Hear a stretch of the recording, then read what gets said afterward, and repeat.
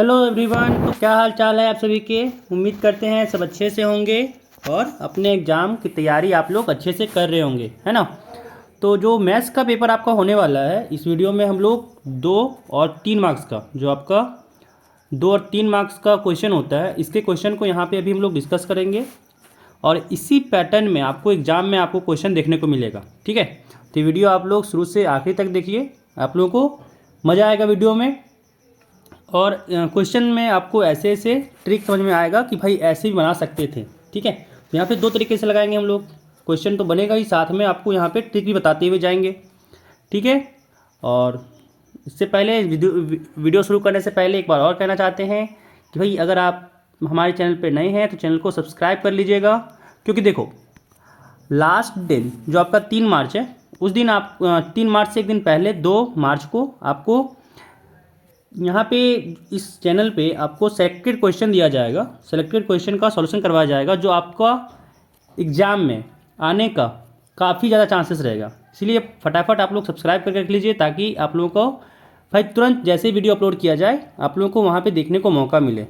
ठीक है, क्योंकि देख आप लोग भी जानते हैं कि इंग्लिश क्वेश्चन जो सेलेक्ट किए थे वो क्वेश्चन आपको अधिकतर क्वेश्चन आपको एग्जाम में देखने को मिला था, है ना। तो ऐसे ही क्वेश्चन आपको सेलेक्ट किया जाएगा और 2 तारीख को जो जिस दिन रहेगा उस शाम को आपको वीडियो अपलोड कर दिया जाएगा। उस दिन देखने को आपको मिलेगा कि वो सारे सेलेक्टेड क्वेश्चन हैं जो आपको एग्ज़ाम में देखने को मिलेंगे। ठीक है, तो चलिए शुरू करते हैं वीडियो को। इसलिए आप फटाफट सब्सक्राइब करके रख लीजिए ताकि आपको भी देखने को मौका मिले। चलिए अगला देखिए, तो यहाँ पे पहला क्वेश्चन यहाँ पे है कि संख्याओं 6 और 20 के अभाज्य गुणनखंड विधि से एचसीएफ और एलसीएम ज्ञात कीजिए। पता है सबको कि 6 को लिख सकते हैं हम लोग 2 गुने 3, है ना, और 20 को लिख सकते हैं हम लोग 2 गुने 2 गुने 5। ठीक है, तो जो एचसीएफ होगा 6 और 20 का, वो यहाँ पे हो जाएगा। देखिए जो कॉमन होता है, ठीक है ना, जो यहाँ पे कॉमन होता है वो लिख देते हैं। तो कॉमन तो यहाँ पे 2 ही है, इसीलिए एचसीएफ 2 हो जाएगा। एलसीएम की बात करें, 6 और 20 का, 6 और 20 का अगर हम लोग एलसीएम की बात करें तो जो कॉमन है उसको एक बार लिखो, ठीक है, और जो कॉमन नहीं है उसको तो लिख ही दो। समझ में आया? बस काम खत्म। मल्टीप्लाई कर दो, हो जाएगा। मल्टीप्लाई कर दो, हो जाएगा। ठीक है, कितना हो गया? 3 दूनी 6, 6 दूनी 12, 12 पच्चे 60। तो इसका जो एलसीएम हो जाएगा वो हो जाएगा 60। ठीक है, एलसीएम खत्म, 2 मार्क्स मिल गया, है ना। चलो अगला सवाल कह रहा है द्विघात समीकरण यहाँ पे दिया हुआ है, कह रहा है इसका शून्यक ज्ञात करो। ठीक है, शून्यक निकालना है। देखो द्विघात समीकरण, तो ये इक्वल टू 0 क्यों नहीं दिया? चलो कोई ना, हम लोग दे देते हैं।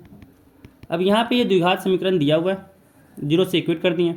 यहाँ पे 2 तरीके से लगा सकते हैं आप। एक तो आप वो श्रीधराचार्य फॉर्मूला जो आपका है ना, b² - 4ac वाला, वो भी लगा सकते हैं, या फिर आप यहाँ पे गुणनखंड विधि लगा सकते हैं।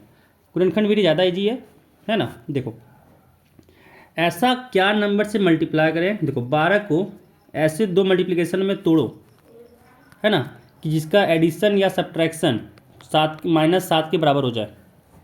ठीक है, तो दिख रहा होगा कि 4 और 3 को रखें तो काम हो जाएगा, है ना। यानी यहाँ पे हो गया x² माइनस में 4x माइनस में 3x प्लस में 12 बराबर 0। दोनों से x कॉमन लिए तो x कॉमन लिए तो यहाँ बचा x - 4। इन दोनों से -3 कॉमन लिए तो यहाँ बचा x और यहाँ बचा -4, है ना। फिर दोनों जगह से x - 4 कॉमन हो गया, और जब x - 4 कॉमन हुआ तो यहाँ क्या बचा x - 3, ये 0 के बराबर हो जाएगा, है ना। और यहाँ से क्या आ गया, x = एक 3 आ गया, x = एक 4 आ गया। यही तुम्हारा यहाँ पे शून्य है, यही तुम्हारा क्या है, शून्य है। ठीक है, खत्म। चलो अगला सवाल कह रहा है एक स्तंभ की छाया की लंबाई स्तंभ के ऊंचाई की √3 गुनी है, सूर्य का उन्नयन कोण निकालें, है ना। क्या कह रहा है सुनो, देखो फिगर देखो पहले। कह रहा है कि एक स्तंभ ऐसे खड़ा है, ठीक है, और जो इसका यहाँ पे छाया की लंबाई है उसके बारे में भी कुछ दिया गया है। चलो इसको भी ज्वाइन कर देते हैं ना, क्या दिक्कत है। चलो देखो इधर क्या कह रहा है कि अगर AB तुम्हारा स्तंभ का ऊंचाई है तो BC स्तंभ का छाया का लंबाई है। ठीक है, AB मान लो अगर x है, AB मान लो कि x है, तो जो तुम्हारा BC होगा वो कितना होगा, √3x बोल रखा है, √3 गुना है ना। अब देखो माना ए बी जो है वो x, ठीक है, और तो यहाँ से क्या हो जाएगा, बी सी √3x हो जाएगा, बी सी जो है वो √3x हो जाएगा। अब तुमको निकालना क्या है, यूनियन कौन, यानी ये निकालना है थीटा, ये निकालना है यहाँ पे हम लोग को थीटा। तो क्या हो जाएगा देखो, हम जानते हैं कि क्या टेन थीटा जो हो जाएगा वो हो जाएगा ए बी बटा बी सी, है ना, लंब बटा आधार। तो टेन थीटा यहाँ से ए बी बटा बी सी हो गया, ए बी एक्स है, बी सी √3x है, एक्स से एक्स कटा, यहाँ से आ गया टेन थीटा बराबर में 1/√3, समझ में आ रहा है। और 1/√3 कब होता था, याद है, 30 डिग्री पे। तो यहाँ से थीटा आ गया 30 डिग्री, थीटा यहाँ पे हो गया 30 डिग्री। खत्म ये सवाल। चलो अगला सवाल देखो, कह रहा है एपी का पहला पद 2 और सार्व अंतर 3 हो तो 8वां पद ज्ञात कीजिए। क्या बोल दिया सुनो, यहाँ पे कह दिया तुमसे कि कोई एपी है जिसका पहला पद दिया हुआ 2 है और सार्व अंतर दिया हुआ 3 है, ठीक है। तुमसे बोल रहा है कि 8वां पद निकालो। फॉर्मूला आता है, फॉर्मूला आता है कि nth पद का क्या होता था फॉर्मूला, है ना। देखो फॉर्मूला अगर आता है तो सारा काम हो जाएगा, नहीं तो बहुत दिक्कत आएगा। ये फॉर्मूला होता है, रट्टा मार लो, ठीक है। देखो कैसे बनाएंगे, अब यहाँ पे अगर देखें तो आपको 8वां पद चाहिए, है ना, यानी n का वैल्यू क्या है 8 है, बस n का वैल्यू पुट करो ना, क्या हो जाएगा देखो a प्लस n-1 था तो 8 में से 1 घटा तो 7 बचा, यानी 7d हो गया। अब सब वैल्यू तुमको पता है, a तुम्हारा 2 रख दिया हुआ है, 7 गुने d तुम्हारा 3 दिया हुआ है, क्या हो गया 2 जोड़ 7 गुने 3 21 हो गया, और 21 और 2 23 हो गया। 8वां पद निकल गया, 8वां पद निकल गया, है ना जी। चलो अगला सवाल देखो। अगला सवाल में यहाँ पे कह रहा है कि 28 सेंटीमीटर त्रिज्या वाले वृत्ताकार तार को मोड़कर एक वर्ग बनाया गया है, तो वर्ग की भुजा की लंबाई ज्ञात कीजिए। देखो क्या बोला तुमसे बोला गया कि एक वृत्त है, ठीक है, एक वृत्त है, वृत्त तुम्हारा तार से बना हुआ है, ठीक है, और इस वृत्त को क्या किया ना, मोड़ मार के इसको बना दिया गया एक स्क्वायर, वर्ग बना दिया गया, ठीक है। और वर्ग बनाया तो तुमसे पूछा जा रहा है यहाँ पे कि बताओ इस वर्ग का भुजा क्या होगा, ठीक है, भुजा की लंबाई क्या होगा, ये तुमसे पूछा जा रहा है। कोई दिक्कत नहीं होना चाहिए, कोई दिक्कत नहीं होना चाहिए। देखो इसका तुमको दे दिया है त्रिज्या, त्रिज्या कितना दिया हुआ है 28 सेंटीमीटर। अब खुद सोचो बताओ, ये नहीं लग रहा कि जो इसका परिमाप होगा, जो इसका परिमाप है वही तो इसका परिमाप हो जाएगा ना, जो तुम्हारा इस वृत्त का परिमाप है वही तुम्हारा वर्ग का परिमाप हो जाएगा। हाँ, जो परिधि परिमाप नहीं, वृत्त की परिधि जो इसका है वही वर्ग का परिमाप हो जाएगा। कोई दिक्कत है तो वर्ग की परिधि निकाल दो, क्या होता है, सॉरी वर्ग की परिधि नहीं, वृत्त की परिधि, थोड़ा इधर उधर हो जाता है, वृत्त की परिधि, है ना, क्या होता है 2πr, और r तो यहाँ पे 28 दिया हुआ है, तो 28 दिया हुआ पुट कर दो यहाँ पे, 2 गुने 22/7 गुने r यहाँ पे 28 है, 7 चौके 28, यानी यहाँ पे मल्टीप्लाई क्या करना है 22 दूनी 44 गुने 4 का, तो यहाँ मल्टीप्लाई किए तो हुआ 4 चौके 16 और 4 चौके 16 1 17, 176 सेंटीमीटर हो गया वर्ग वृत्त की परिधि। अब यहाँ पे अगर देखें तो वर्ग का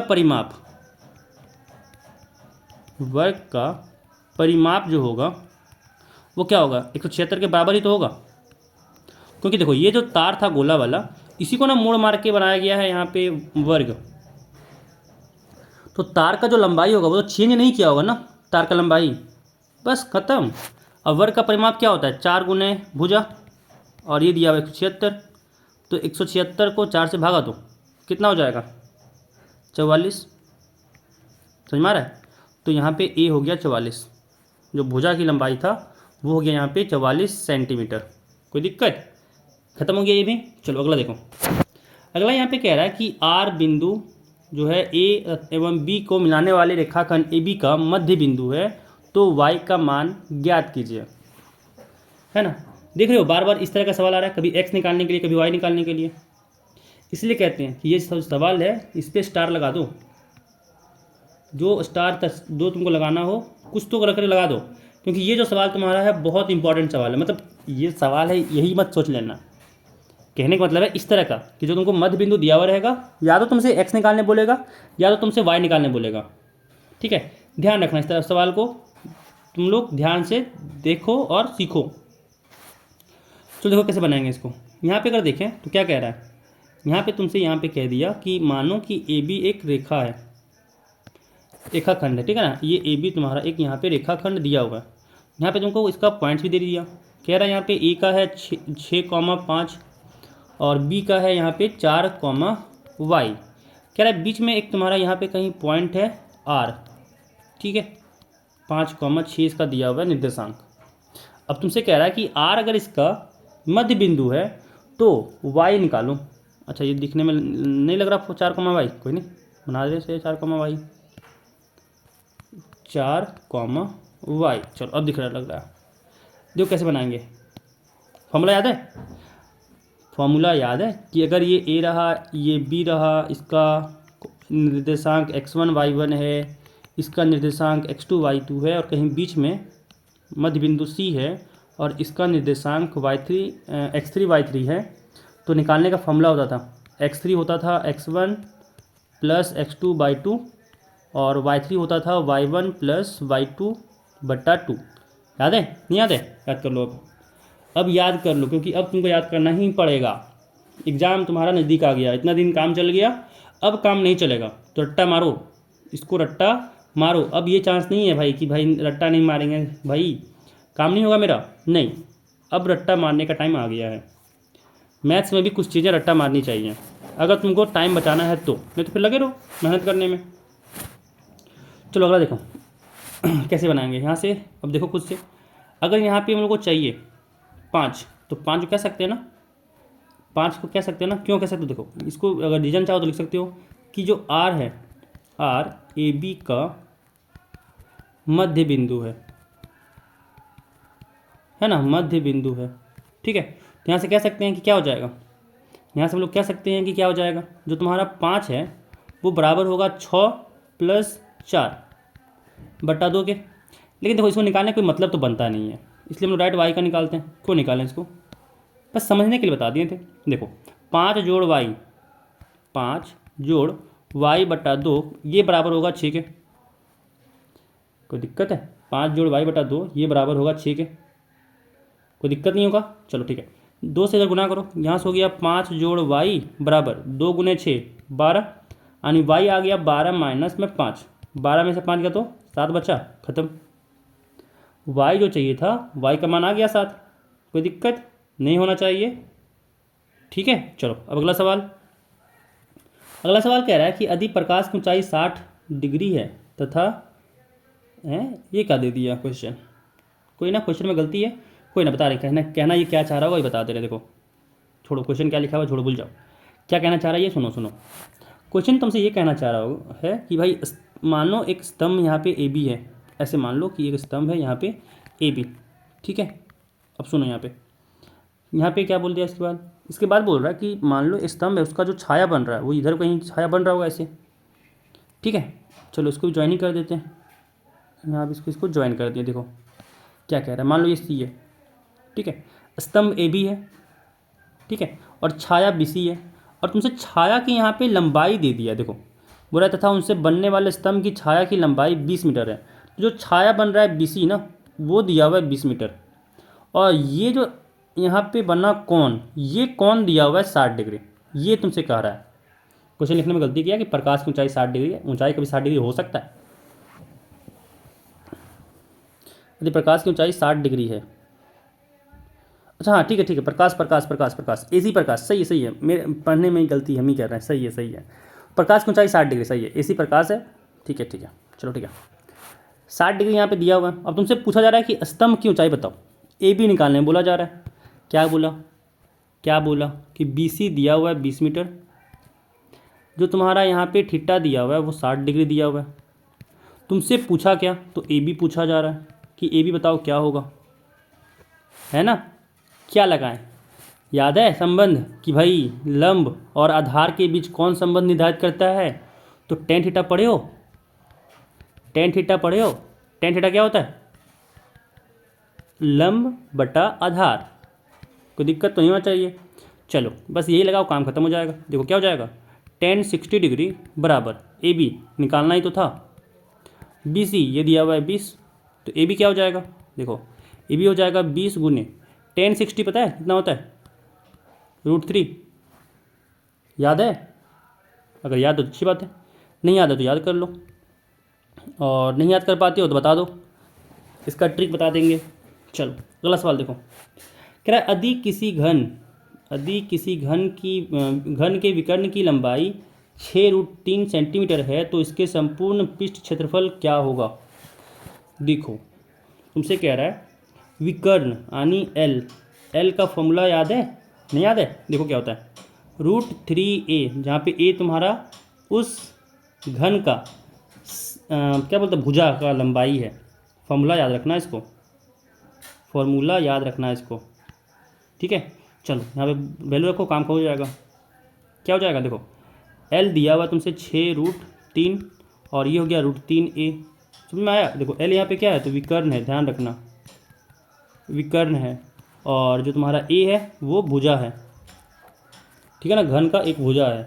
चलो देखो √3 से √3 कटा, ए तुम्हारा आ गया यहाँ पे 6 सेंटीमीटर। जब ए आ गया तो संपूर्ण पृष्ठ क्षेत्रफल निकालने के लिए पड़ोसी बुलाना होगा, नहीं ना। तो देखो क्या हो जाएगा, फॉर्मूला याद है, संपूर्ण पृष्ठीय क्षेत्रफल, फॉर्मूला याद है 6a²। क्या हो जाएगा, 6 × 6 का स्क्वायर, यानी 6 × 6 × 6, 6 छक 36, 36 छक 216। बस आंसर हो गया, आंसर हो गया, ख़त्म। यही था, जो था यही था, और कुछ नहीं था, ठीक है। चलो अगला सवाल कह रहा है कि सिद्ध करें √2 एक अपरिमेय संख्या है। सुनो इसको ध्यान से, तुम्हारे पास एक तो ये सवाल रहेगा ही, ध्यान रखना तुम्हारे एग्जाम में ये सवाल तो एक रहेगा ही कि प्रूव करो ये नंबर एक अपरिमेय संख्या है। क्या दे सकता है, सुनो, या तो तुमसे दे दिया कि √2 प्रूफ करो, √3 प्रूफ करो, √5 प्रूफ करो, ऐसे कुछ दे दिया, या एक और तरीका है कि a + b √3 दे देगा, या फिर a + b √2 दे देगा, या फिर a + b √5 दे देगा। ऐसे करके ये दो ही सवाल तुम्हारे एग्जाम में पूछे जाएंगे जो तुम्हारा प्रूफ करना रहेगा अपरिमेय संख्या को, ठीक है। या तो इस पैटर्न में दे देगा या फिर इस पैटर्न में देगा। हाँ ये भी कर सकता है, ध्यान रखना कि ए और बी की जगह पे कुछ ऐसे नंबर दे दे, 4-5 ऐसा कुछ नंबर दे दे, ऐसा भी नंबर दे सकता है, ध्यान रखना। तो लेकिन एक सवाल इससे तो रहेगा ही, एक सवाल इससे रहेगा ही, ठीक है। और बहुत ही ईजी तरीका होता है प्रूफ करने का, बहुत ही ईजी तरीका होता है प्रूफ करने का। इसको देखो कैसे सिद्ध करेंगे, देखो समझ में आ जाएगा, देखो देखो देख लो, समझ में आ जाएगा तुमको। यहाँ पे क्या करेंगे, पहले लिखेंगे यहाँ पे, एक सेकंड बता रहे, एक सेकंड रुक जाओ, बता रहे, एक सेकंड बस कुछ टाइम के लिए रुक जाओ। चलो बहुत अच्छी बात है, देखो इधर कैसे प्रूफ करेंगे कि माना, लिखेंगे ऐसे यहाँ पे, माना है ना, माना कि √2 जो है, देखो यहाँ पे हम लोग √2 को मान लेंगे एक परिमेय संख्या है, कि माना कि √2 एक जो दिया रहता है उसके उल्टा मान के प्रूफ करते हैं, परिमेय संख्या है, ठीक है। ये मान लेंगे हम लोग, जहाँ ऐसे लिखेंगे, जहाँ √2 जो है वो देखो परिमेय संख्या है तो ये p/q के फॉर्म में होगा, p/q के फॉर्म में होगा। और यहाँ पे एक भी लिखेंगे कि यहाँ p तथा q का कोई उभयनिष्ठ गुणनखंड, ठीक है, गुणनखंड नहीं है। ध्यान रखना क्या बोलें, नहीं है। और साथ ही साथ एक चीज़ और लिखना कि क्यू जीरो नहीं हो सकता, क्यू जीरो नहीं हो सकता। अब देखो क्या लिखेंगे, देखो यहाँ पे इतना काम हो गया, इतना काम हो गया। देखो अब करेंगे दोनों तरफ वर्ग। अब लिखेंगे यहाँ पे कि दोनों तरफ वर्ग करने पर, दोनों तरफ वर्ग करने पर क्या हो जाएगा, देखो दोनों तरफ जब वर्ग किए तो यहाँ पे क्या हो जाएगा, बाएं तरफ √2 में पावर 2 लग गया बराबर यहाँ पे क्या हो गया कि p/q में पावर 2 लग गया, और √2 का पावर 2 किए तो यहाँ पे 2 हो गया, और इधर हो गया p/2 q/2। कोई दिक्कत नहीं होगा। देखो अब q स्क्वायर को ना इधर मल्टीप्लाई कर देते हैं तो क्या हो गया, p² यहाँ से हो गया 2q², p² यहाँ पे हो गया 2q²। इसको मान लो समीकरण 1, इसको मान लो समीकरण 1, कोई दिक्कत नहीं। अब देखो p² एक सम संख्या है, यहाँ से क्या प्रूफ हुआ, p² एक सम संख्या है। अब खुद सोचो ना कि क्या हो रहा है, p² 2 का गुणनखंड में है, 2 का गुणनखंड में है ना। अब जब 2 का गुणनखंड में है तो p² क्या हो गया, सम संख्या हो गया। यानी ये भी कह सकते हैं कि p² को 2 भागा कर रहा है, p² को 2 जो है वो भागा दे रहा है ना। तो यहाँ से क्या इम्प्लाई किया कि जो 2 है वो p को ही भागा देगा, है ना। यानी क्या यहाँ से इम्प्लाई किया, यहाँ से क्या इम्प्लाई किया कि जो p है, जो p है वो 2 का मल्टीपल नंबर होगा। अब 2 से भागा पड़ रहा है, देखो p² जो है वो 2 से भागक हो रहा है, यानी 2 का मल्टीपल भी तो होगा ना बाबू, यानी p = 2m हो गया, ऐसा नंबर हो गया। p जो है वो यहाँ पे सम संख्या हो गया, समझाया, p यहाँ पे आ गया एक सम संख्या। अब इसको p = 2m जो है उसको पुट करो यहाँ पे 1 में, ठीक है। p = 2m समीकरण 1 में रखने पर, समीकरण 1 में रखने पर क्या मिलेगा, p बराबर जब 2m यहाँ पे रखेंगे तो ये हो जाएगा 2m/2 बराबर 2q²। अब जब यहाँ पे पावर में 2 किए तो ये आ गया 4m² बराबर 2q²। 2 से 4 कटा 2 बार में, यहाँ बचा 2m² = q²। यानी यहाँ पे भी क्या आ गया कि जो q² है वो 2 का मल्टीपल में है, यानी क्या हो गया 2 जो है वो भागा देगा q² को, यानी क्या हो गया 2 जो है वो भागा देगा q को, है ना। खुद सोचो ना, कोई नंबर 2 है वो किसी के स्क्वायर को भागा दे रहा है, तो ये तभी ना पॉसिबल है बाबू कि जब वो उस नंबर को भागा कर रहा होगा, है ना। तो इसी कारण से ये यहाँ पे लिखे हैं कि जब 2 जो है वो q² को भागा दे रहा है, इसका मतलब 2 जो है वो q को भी भागा दे रहा होगा, ठीक है। इसका मतलब यहाँ से क्या आ गया, q जो है वो 2 का मल्टीपल है, q यहाँ पे 2 का गुणनक में है। अब जब मतलब यहाँ पे क्या प्रूफ हो गया, q भी सम संख्या है, q भी सम संख्या है, समझ में आ रहा है। यानी यहाँ पे जो हम लोग बोले थे कि उभयनिष्ठ गुणनखंड कोई नहीं है, यहाँ पे ये चीज़ गलत हो गया, यहाँ पे गलत हो गया, यहाँ पे हो गया ना। तो अब देखो क्या हो गया, अब क्या लिखेंगे, अब p और q का उभयनिष्ठ गुणनखंड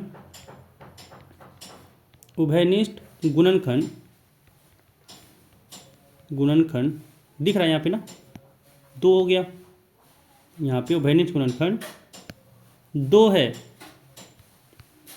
समझ में आया। हम लोग यहाँ पे देखो उभयनिष्ठ गुणनखंड क्या होता है, देखो 2 × n है p का, यहाँ पे 2 × m है p का, ठीक है ना। तो उभयनिष्ठ गुणनखंड अब 2 हो गया। जब उभयनिष्ठ गुणनखंड 2 हो गया तो क्या आप कह सकते हैं कि अतः हमारी मान्यता गलत है, जो हम लोग माने थे ना कि √2 एक परिमेय संख्या है, मान्यता गलत हो गया। यहाँ लिखेंगे अतः, यहाँ पे लिखेंगे अतः हमारी मान्यता गलत है, जो हम लोग माने थे वो क्या है, गलत है, ठीक है। तो क्या हो जाएगा, √2 एक परिमेय संख्या नहीं है ना। तो क्या है, अपरिमेय संख्या है ना। अतः यहाँ पे लिखेंगे अतः एक सेकेंड, यहाँ पे लिखेंगे हम लोग अतः, यहाँ पे लिखेंगे हम लोग अतः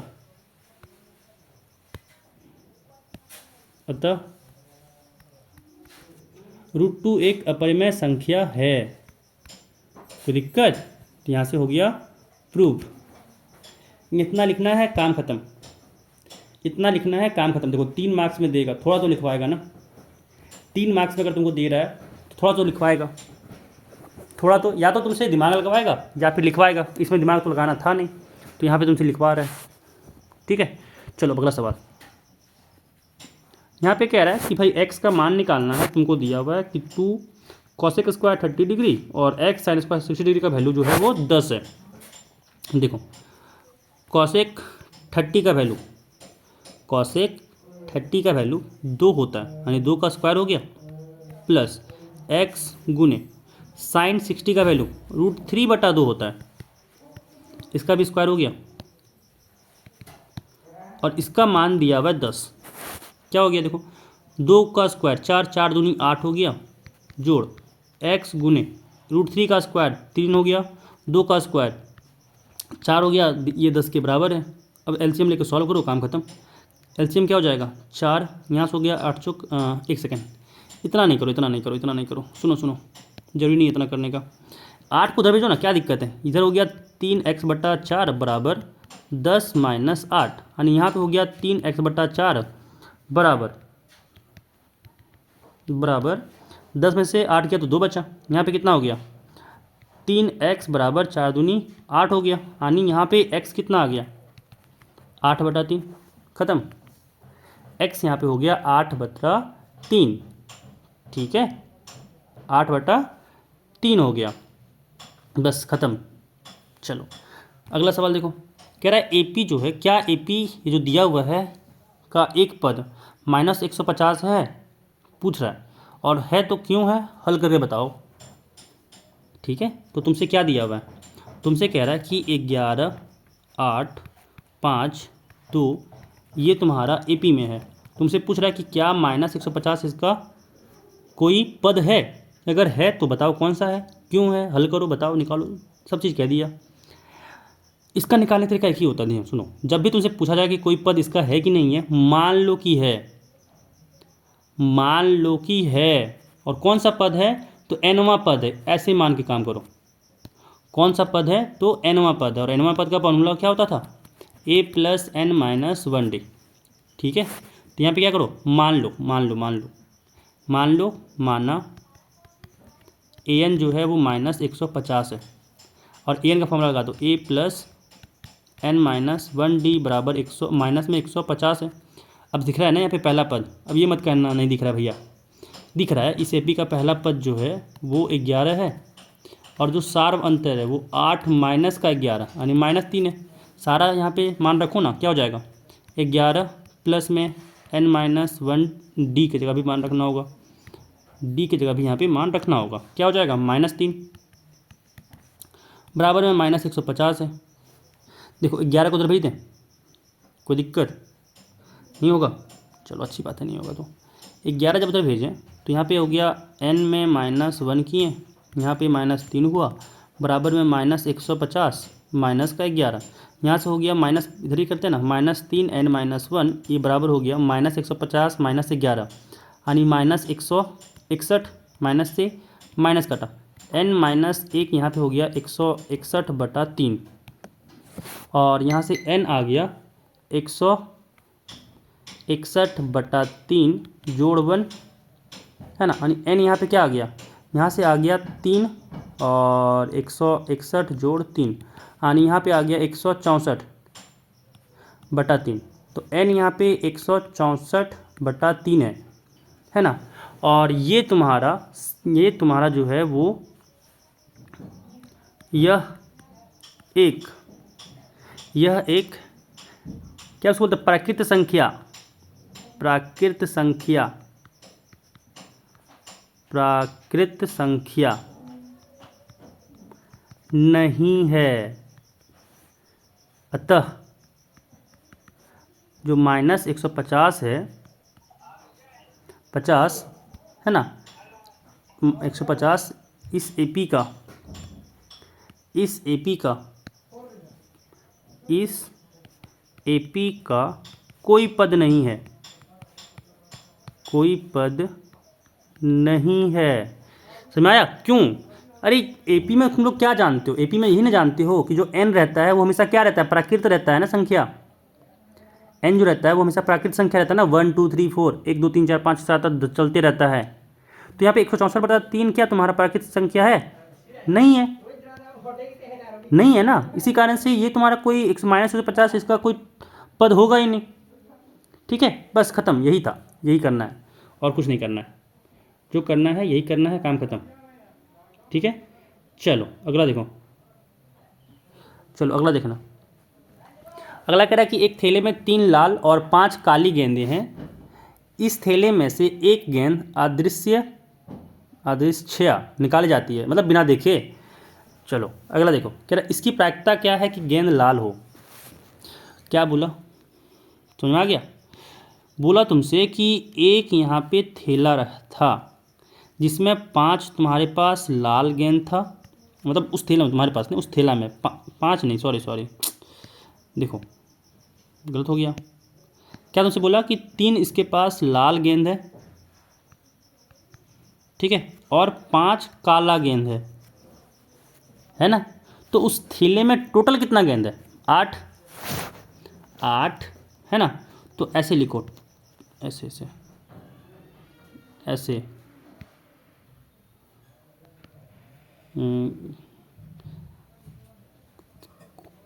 कुल गेंद, ठीक है, कुल गेंद कितना है?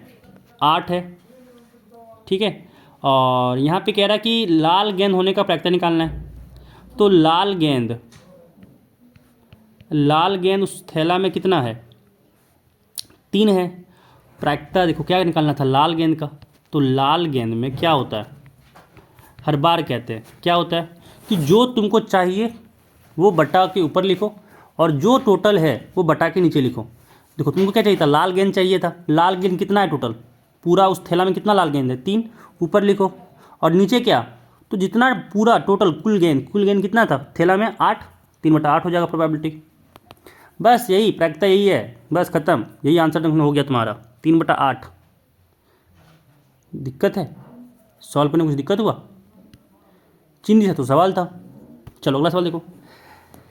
यहाँ पे कह रहा है कि माध्यक दिया हुआ, एक सारणी दिया हुआ नीचे, सारणी बटन जो भी नीचे दिए हुए बटन, हाँ बंटन दिया हुआ यहाँ पे, उसका माध्यक दे रखा है कि 28.5 है। तो एक्स वाई का मान ज्ञात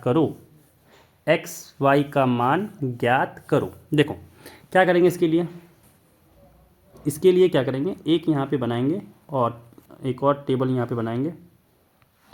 टेबल मतलब ऐसे वाला, क्या उसको बोलते हैं, एक और बॉक्स बनाएंगे।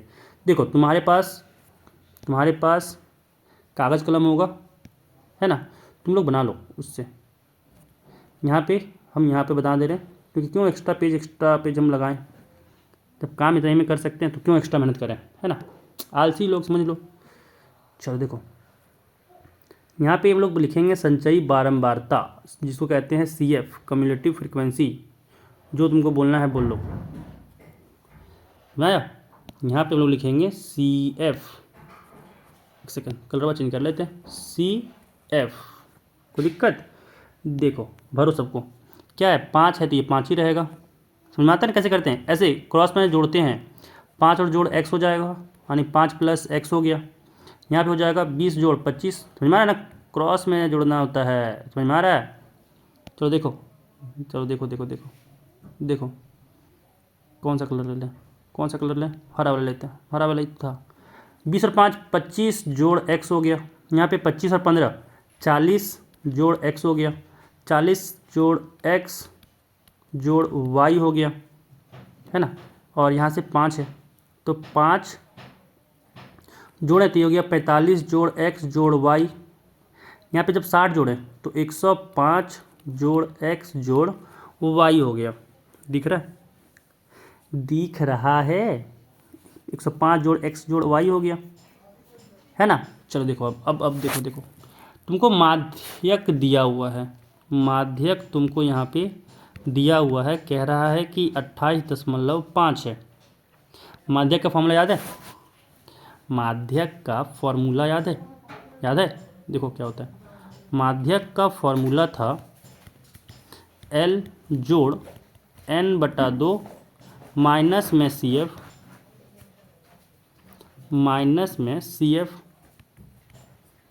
माइनस एक सेकेंड माइनस में CF बटा, एक सेकेंड कुछ गलती है। अच्छा, एक चीज़ गलती की है यहाँ पे। कोई ना सुधर जाएगा। देखो गलती ये की है कि ये टोटल दिया हुआ था, मुझको देखे नहीं, हमको लगा शायद ये भी निकालना है, टोटल हमको दिया हुआ रहेगा। कोई नहीं, तो ये टोटल दिया हुआ था, ध्यान से सुनो। टोटल दिया हुआ था, ठीक है ना। अब देखो यहाँ पे 60 दिया हुआ टोटल, यानी n दे रखा है भाई। हम सोचे बिना n का कैसे निकलेगा, बटा यहाँ पे f होता है। पहले फॉर्मूला लिख लेते हैं फिर बताते हैं क्या करते हैं। बटा यहाँ पे f, L + N/2 minus CF बटा में f फिर गुना में h होता है। ये तुम्हारा फॉर्मूला होता है माध्यक के लिए। अब देखो क्या करना है, सबको लिखते हैं। देखो L जो होता है वो माध्यक वर्ग का निम्न सीमा होता है। अब यहाँ पे माध्यक वर्ग कौन सा होगा पता करना है ना। देखो पता कैसे करते हैं। 28.5 माध्यक दिया हुआ है, ये किस वर्ग अंतराल में आएगा? इस वाले में, तो यही होगा तुम्हारा माध्यक वर्ग, ठीक है। अब माध्यक वर्ग मिल गया तो L मिल गया, तो L क्या हो जाएगा यहाँ से। देखो L इसके अकॉर्डिंग यहाँ पे 20 हो गया, N/2, N तुम्हारा 60 दिया हुआ है। देखो जो N होता है ना वो आवृत्ति का सम होता है ना, बारंबारता जो रहता है ना उसका सम होता है। तो यहाँ पे 60 है तो 60 हो गया, यानी N/2 क्या हो गया 30, N/2 क्या हो गया 30 हो गया। अब यहाँ पे निकालो CF क्या होता है। CF जो हम लोग लेते हैं इसमें एक ऊपर वाला, ध्यान रखो, CF जो लेते हैं वो माध्यक वर्ग यहाँ पे जो दिख रहा है उसका एक ऊपर वाला लेते हैं संचयी बारंबारता, मतलब 5 जोड़ x हो गया। F जो होता है वो क्या होता है, F होता है माध्यक वर्ग का बारंबारता, तो 20 हो गया। और H जो है वो होता है ये वर्ग अंतराल जो होता है ना, वर्ग माप की ऊपरी सीमा में निम्न सीमा को घटा दो, तो यहाँ पे 10 हो गया। सारा निकल गया, बस सारा चीज़ को इसमें रखो, आंसर निकल जाएगा, है ना। चलो निकालते हैं। तो यहाँ पे माध्यक दिया हुआ था 28.5, कोई ना कलर चेंज करते हैं, एक सेकेंड। 28.5 दिया हुआ था। L यहाँ पे 20 है तो 20 जोड़ N/2 30 आया था, माइनस CF 5 जोड़ x था, बटा में f, ये शायद 20 था, कितना था f यहाँ पे 20 था, हाँ, और h 10 है। f 20 था और h यहाँ पे 10 है। देखो 0 से 0 कटा, 2 बचा यहाँ पे, कितना हो जाएगा 28.5, इधर में -20 बराबर यहाँ पे हो जाएगा 30 माइनस में 5 माइनस में x बटा में 2, ठीक है। देखो 28.5 में से अगर 20 घटाएं तो यहाँ पे बचा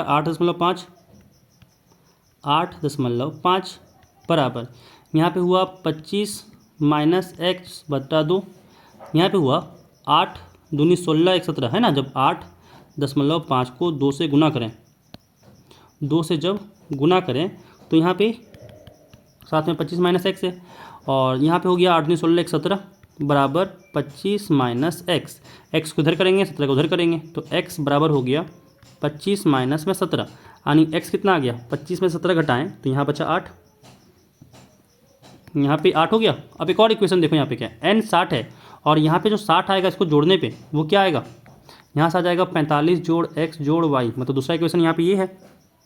x का वैल्यू यहाँ पे रखेंगे, काम हो जाएगा। x 8 आया था तो यहाँ से हो जाएगा 60 में से 45 गया तो 15 बराबर 8 जोड़ y, तो y यहाँ से हो गया 15 माइनस में 8 यानी 7 हो गया। तो x और y का मान निकालना था, x हो गया यहाँ पे 8, y हो गया यहाँ पे 7, खत्म, यही था निकालना, ठीक है। चलो अगला यहाँ पे कह रहा है कि भूमि के एक बिंदु से जो मीनार के पाद बिंदु से 30 मीटर की दूरी पर है, ठीक है। मीनार के शिखर का यूनियन कोण 30 डिग्री है, मीनार की ऊंचाई ज्ञात कीजिए। क्या कह रहा है, सुनो। कह रहा है एक मीनार है, देखो ये मान लो मीनार है, ये मीनार मान लो है, कह रहा है कि इससे इसका जो पाद है, ये जो पाद है ना, इससे 30 मीटर का दूरी पर, है ना, उस 30 मीटर की दूरी से यूनियन कोण जो बना इस मीनार का छत का, वो यूनियन कोण है 30 डिग्री। ठीक है, ए बी सी मान लो ना, ए बी तुम्हारा मीनार है, बी सी उसका 30 मीटर दूरी जो बताया गया था, तो ये 30 मीटर है। तुमसे निकालने के लिए बोला क्या है, मीनार की ऊंचाई ज्ञात करो। मान लो एक्स, माना ए बी जो है वो एक्स मीटर है। कोई दिक्कत? चलो देखो जरा, अब देखो अब खुद सोचो कि कौन सा ऐसा संबंध था जो तुम्हारा लंब और आधार के बीच में था, टेन थीटा। तो यहाँ पे टेन थीटा इक्वल टू हो जाएगा ए बी बटा बी सी। थीटा दिया हुआ है 30, अगर यहाँ पे देखें तो थीटा यहाँ पे 30 दिया हुआ है, तो यहाँ से क्या हो गया, टेन 30 डिग्री बराबर हो गया ए बी तो एक्स है बटा बी सी यहाँ पे 30 है, तो एक्स इक्वल टू हो गया 30 गुने 10 में 30, और 10 30 कितना होता था, याद है, 1/√3, यानी यहाँ पे हो गया 30 बटा में √3 मीटर। देखो या तो ऐसे भी छोड़ सकते हो, या फिर नीचे वाले को, यहाँ पे √3 है ना, ऊपर नीचे √3 से गुना कर दो, कितना हो जाएगा। देखो या तो ऐसे भी छोड़ सकते हो, कोई गलती नहीं है, या फिर ऐसे भी छोड़ सकते हो, क्या हो जाएगा 30 गुने √3 बटा √3 को गुना किया तो 3 हो गया, 3 से 30 कटा 10 बार में, और यहाँ पे हो गया 10√3 मीटर। ठीक है, ये हो गया आंसर। देखो क्या हो ना कि इसको इसलिए लिखा जाता है क्योंकि नीचे में कभी भी अपरिमेय संख्या नहीं लिखते हैं, हमेशा परिमेय संख्या को लिखने की कोशिश करते हैं। ठीक है, इसी कारण से इसको ऊपर कर दिए हम, अपरिमेय संख्या जो नीचे था सो। ठीक है, बस यही और कुछ नहीं है, ये भी सही है, ये भी सही है, जो तुमको लिखना हो वो लिख सकते हो। ठीक है, चलो अगला सवाल देखो। अगला सवाल यहाँ पे तुमसे कहा जा रहा है कि भुजा 7 सेंटीमीटर वाले एक घनाकार ब्लॉक के ऊपर एक अर्धगोला रखा हुआ है। अर्धगोला का अधिकतम व्यास क्या हो सकता है, इस प्रकार बने ठोस का पृष्ठीय क्षेत्रफल ज्ञात कीजिए। क्या बोला, तुमसे बोला कि 7 सेंटीमीटर एक घनाकार ब्लॉक है। ठीक है, अगर इसको हम ब्लॉक को बनाएं, सॉरी घनाकार ब्लॉक के ऊपर, है ना, तो घनाकार ब्लॉक बनाएं तो ऐसा कुछ देखो। अब एग्जैक्ट फिगर हमसे एक्सपेक्ट मत करना, थोड़ा सा तो इधर उधर हो ही सकते हैं। देखो ऐसे,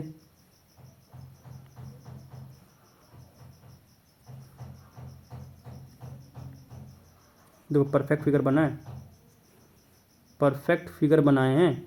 ठीक है, ये तुम्हारा यहाँ पे घनाकार ब्लॉक है, इसके ऊपर एक अर्धगोला रखा हुआ है। अर्धगोला समझ में आ रहा है, देखो देखो अर्धगोला रखा हुआ है, इधर अर्धगोला रखा हुआ है ऐसे, यहाँ पे ऐसे अर्धगोला रखा हुआ है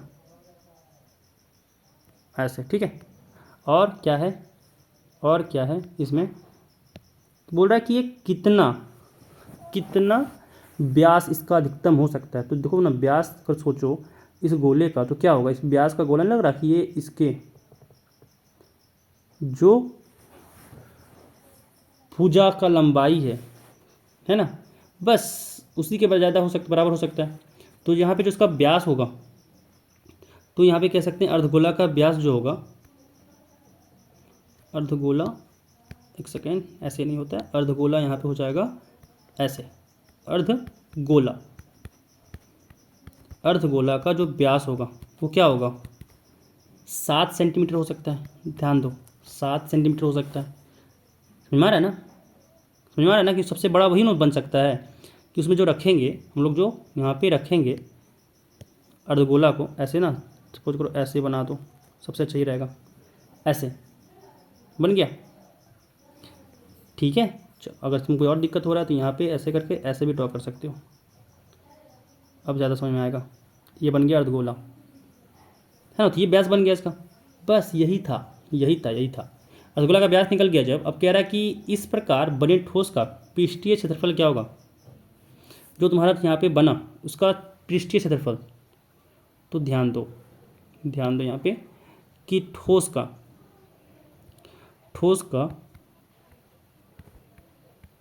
पृष्ठीय क्षेत्रफल क्या हो जाएगा, देखो नहीं लग रहा कि घनाभ का क्षेत्रफल, सॉरी घन का क्षेत्रफल, घनाभ क्यों बोल रहे हैं, घन का क्षेत्रफल, और अगर इसमें हम लोग ऐड कर दें अर्धगोलाकार का क्षेत्रफल, अर्धगोलाकार, अर्धगोलाकार का कर्व क्षेत्रफल, है ना, ठीक है, क्षेत्रफल संपूर्ण नहीं है, याद रखना, नीचे वाला एरिया नहीं जुड़ेगा, ये कर्व जो पार्ट है ना उसका क्षेत्रफल यहाँ पे है, ठीक है। तो घन का क्षेत्रफल क्या हो जाएगा, और ध्यान रखो घन का क्षेत्रफल में माइनस भी होगा, माइनस क्या होगा, देखो ध्यान दो क्या हम कहना चाह रहे हैं, सुनो, कि जो पूरा घन का जो क्षेत्रफल निकालें उसमें माइनस तो करना पड़ेगा ना, ये वाला जो पोर्शन का जो एरिया आएगा क्या हो जाएगा, ये पाई आर स्क्वायर, समझ में आ रहा है। तो अर्धगोला का व्यास यहाँ पे 7 सेंटीमीटर है, तो आर कितना हो जाएगा 7/2। देखो क्या बोलें, सुनो सुनो, हम ये बोल रहे हैं कि पहले घन का क्षेत्रफल निकालते हैं, है ना, उसमें अगर जोड़ दें हम ये वाला पोर्शन ऊपर जो बन रहा है तुम्हारा, ये अर्धगोलाकार का क्षेत्रफल जो बन रहा है कर्व वाला पार्ट, ये आ गया। लेकिन इन दोनों को जब जोड़ें, तो ये जो कॉमन पार्ट आया ये तो घनाभ से निकल गया ना, घनाभ से ये वाला पोर्शन निकल गया ना, ये वाला पोर्शन जो है वो घनाभ से निकल गया है ना। जब ढकेगा तो कैसे आएगा, जब निकल गया, और इसका एरिया क्या होगा पाई आर स्क्वायर, एक वृत्त ही तो बनेगा, तो जब वृत्त बना मतलब पाई आर स्क्वायर, तो पाई आर स्क्वायर को माइनस कर दिए, काम हो गया। बस अब सबका यहाँ पे सॉल्व करो, काम हो जाएगा। क्या है घन का क्षेत्रफल, क्या हो जाएगा 6a² है ना, भुजा का स्क्वायर होता है, समझ रहा है, प्लस अर्धगोलाकार का क्षेत्रफल क्या हो जाएगा, अर्धगोलाकार का क्षेत्रफल होता है 2πr² minus pi r square, ठीक है, माइनस पाई आर स्क्वायर, कोई दिक्कत नहीं। चलो देखो यहाँ पे हो गया 6a² प्लस 2πr² में से एक πr² घटा तो दिया πr²। अब यहाँ पे सारा डाटा को रखो, काम खत्म। क्या आ जाएगा 6a² है गुने ए की जगह पे 7 हो गया, जो भुजा है वो तो 7 सेंटीमीटर दिए तो रखा है, देखो 7 सेंटीमीटर, तो यहाँ से हो गया 7 का square plus pi r square, यानी 22/7 गुने 7/2 गुने 7/2, 7 से 7 कटा, 2 से 22/11 बार में, ठीक है, ठीक है। चलो अब देखो यहाँ से हो गया 7 गुने 7 49 गुने 6 प्लस में 11 7 77/2। अब 49 को 6 से गुना किए तो कितना होगा 9 6 54 का 4 5 6 24 5 29 यानी 294 जोड़ 77/2 यानी कितना हो जाएगा। यहाँ से जब जोड़ें तो यहाँ पे जब हम लोग एलसीएम लिए तो 2 हुआ, और यहाँ पे 294 गुने 2 हो जाएगा, यानी 4 दूनी 8, 9 दूनी 18 का 8, एक हाथ में 2 दूनी 4 और 1 5, जोड़ यहाँ पे 77 है, कितना हो गया यहाँ से 8 7 15 का 5 हाथ में 1, 8 7 15 1 16 का 6 हाथ में 1, 5 और 1 6, 665/2 ये हो गया इसका एरिया, ठीक है, इसका 665/2 सेंटीमीटर स्क्वायर हो गया इसका एरिया। तो ये भी क्वेश्चन कंप्लीट हुआ। चलो अगला सवाल देखो, अगला सवाल यहाँ पे कह रहा है कि 4 यहाँ पे दिया हुआ है बिंदु, कह रहा है इसी क्रम में लेने पर एक समानांतर चतुर्भुज के शीर्ष हो तो x और y ज्ञात करो। चलो देखो अगर हम यहाँ पे समानांतर चतुर्भुज बनाएं, मान लेते हैं कि ये समानांतर चतुर्भुज है, मान लो क्या जा रहा है, देखो मान लिए। अब कह रहा है इसको क्रम में लेना है इसी में, तो ABCD मान लो ना पहले, ABCD, चलो इसी क्रम में लेते हैं। ए ले लो, मान लो 1, 2 है, 4, y है, x, में 6 है, और ये है 3, 5। तो x और y निकालना है। अब ध्यान से सुनो, जानते हो ना कि भाई ये सब समांतर चतुर्भुज है, तो ये इसके बराबर होता है और ये इसके बराबर होता है ना। तो जब AB को हम लोग BC से CD से इक्वेट करेंगे तो एक इक्वेशन बनेगा, फिर BC को जब AD से इक्वेट करेंगे तो एक इक्वेशन बनेगा, दोनों इक्वेशन को सॉल्व करेंगे x y आ जाएगा, बस खत्म, यही था, ठीक है, यही था। बस यही था। या एक और तरीका ये भी लगा सकते हो, अगर ऐसे नहीं लगाना तो एक और तरीका ये भी लगा सकते हो। क्या लगा सकते हो, सुनो। हम लोग जानते हैं कि जो यहाँ पे AC और BD है, समानांतर चतुर्भुज में ये दोनों आपस में बाइसेक्ट होता है, बराबर बराबर काटता है। ठीक है, ये इसके बराबर होता है और ये इसके बराबर होता है। तो यहाँ पे मध्य बिंदु वाला भी खेला खेल सकते हैं कि 3 और 4 को जोड़ेंगे और 2 से भाग देंगे तो यहाँ पे आ जाएगा। 5 और y को जोड़ेंगे भाग देंगे तो यहाँ पे आएगा, और ये इसके बराबर होगा मध्य बिंदु के। समझ आ रहा है? तो इतना मेहनत करो जो लगे तुमको। देखो मेरा काम तो दोनों बताना, दोनों काम बता के आपको जो लगे उससे बनाओ। ठीक है, ठीक है, जो आपको लगे उससे बनाओ, आपकी मर्जी। मेरा काम था बताना दोनों मेथड, जो आपको लगे। कोई मार्क्स नहीं काटेगा टीचर, जो मेथड लगाना लगाओ। लेकिन यहाँ पे सबसे इजी जो लगता है, थोड़ा सा लेंदी होता है बट इजी रहता है, कि भाई AB को CD से बराबर बनाओ। AB जो है वो CD के बराबर ले लो और BC को AD के बराबर ले लो। क्या है ना कि देखो दूरी सूत्र से हम लोग वाकिफ़ हैं, इसी कारण से क्या हो जाएगा AB यहाँ से हो गया रूट में 4 - 1 का स्क्वायर। अच्छा रुको, छोड़ो ये थोड़ा सा लेंदी हो जाएगा, उसी से बनाते हैं। छोड़ो उसी से बनाते हैं। देखो क्या बताएं, ये थोड़ा सा ज़्यादा लेंदी हो जा रहा है। देखो क्या बताएं ध्यान से, ये बोले कि दोनों आपस में बराबर में काटता है, तो ये बनेगा तुम्हारा मध्य बिंदु, है ना। मान लो इसका नामकरण कर दिए O, तो O तो मध्य बिंदु है। O जो है वो AC का मध्य बिंदु है, और O का कोऑर्डिनेट मान लो कि ये तुम्हारा है x, y नहीं, मान लो कि तुम्हारा ये है x1, y1। ठीक है, तो यहाँ से कह सकते हैं कि x1 क्या होगा AC के लिए। AC के लिए x1 जो हो जाएगा 1 जोड़ x बटा में 2, और y1 क्या हो जाएगा, y1 हो जाएगा 2 जोड़ 6 बटा 2। ठीक है, यानी 6 2 8, 8 बटा 2 हो गया 4, यानी y1 यहाँ से 4 आ गया। ठीक है, अब दूसरा बार कि O जो है वो BD का भी तो मध्य बिंदु है, BD का मध्य बिंदु है।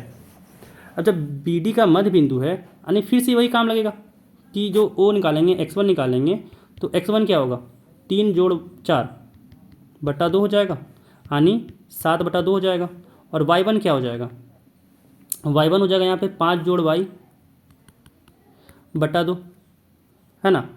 और देखो यहाँ से अब हम लोग सब चीज़ निकल जाएगा। देखो x1 चाहिए था, यहाँ पे अगर x1 का वैल्यू पुट करेंगे 7 बटा 2, x चाहिए तो 7 बटा 2 x1 के जगह पुट कर सकते हैं, और y चाहिए था तो y1 की जगह पे 4 पुट कर देंगे, काम हो जाएगा। देखो क्या करेंगे, तो x1 बराबर क्या था, x1 बराबर था 1 जोड़ x बटा 2, और x1 क्या आया यहाँ से, देखो 7 बटा 2 आया है, बस पुट कर दो। तो यहाँ से हो गया 7 बटा 2 बराबर 1 जोड़ x बटा 2, 2 से 2 कटा, यानी 7 बराबर आ गया 1 जोड़ x यहाँ से हो गया 7 माइनस में 1, x बराबर क्या हो गया 7 माइनस 1 6 हो गया। कोई दिक्कत। अब देखो फिर से दूसरा वाला, यहाँ पे है कि y1 जो है वो 5 जोड़ y बटा 2 है, y1 जो है वो 5 जोड़ y बटा 2 है, और यहाँ पे देखो y कितना निकालें 4, तो 4 हो जाएगा, यानी यहाँ पे क्या हो गया 5 जोड़ y बटा 4, हाँ 5 जोड़ y बटा 2, 2 को इधर गुना किए तो 8 बराबर हो गया 5 जोड़ y, यानी y हो गया यहाँ पे 8 माइनस में 5, y कितना निकल गया 3। तो x y जो चाहिए था दोनों वैल्यू आ गया, काम खत्म हुआ। देखो x और y तो निकालना था, x और y निकालना था। देखो ये जल्दी से बना, थोड़ा सा ध्यान दिए, क्या दिए कि भाई जो यहाँ पे O है वो AC का भी मध्य बिंदु है और BD का भी मध्य बिंदु है। दोनों को यहाँ पे जब मध्य बिंदु है दोनों का तो कॉमन पॉइंट हो गया, कॉमन पॉइंट का मतलब दोनों यहाँ पे बराबर ही होगा। ठीक है, बस वही चीज़ काम लगाएं, काम खत्म हो गया। और चलो अगला सवाल देखो, अगला सवाल। अच्छा तो यहाँ पे सारा सवाल ख़त्म, एक सेकंड देख लेते हैं, यहाँ पे सारा सवाल तुम्हारा ख़त्म हुआ, हाँ सारा सवाल यहाँ पे ख़त्म। तो बस इस वीडियो में इतना ही, और एक चीज़ और सुन लो, सब्सक्राइब जरूर कर लेना चैनल को अगर नहीं हो तो, और वीडियो को लाइक भी कर देना।